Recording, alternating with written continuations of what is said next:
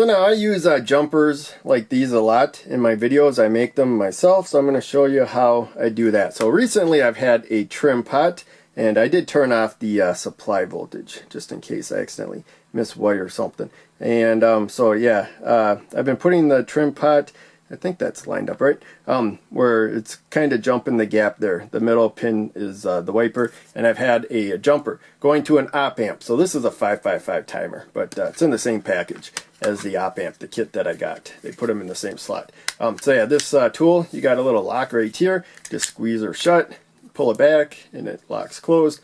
And you can press it, and it opens. I hold it too, so it doesn't just snap open. But in any case, the tongue in the smallest setting, I should say, is a little more than I want. So I'm going to slide it back a little bit, and not a lot, but a little bit right there. And that should be about the perfect amount right there. So this is 22 American wire gauge. So I got this from an electronics kit. Make electronics kit that Radio Shack.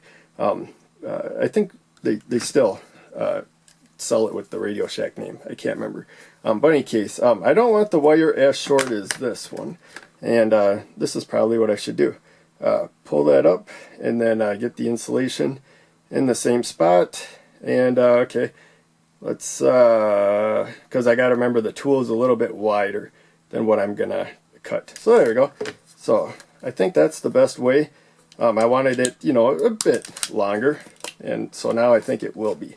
And now we can just strip the other side, and I think I will have the proper length wire right there. So yeah, that's all I had to do. You curve it, and if it's too long, no big deal. I'm using it to jump over, in this case, the integrated circuit. And yeah, that's probably is about as long as the other one I had. So if it's kind of fitting weird, this is solid wire. Again, don't use stranded wire for this. The strands will not go into the board. You might get it in like once or something, but the strands are going to keep getting messed up. So there we go.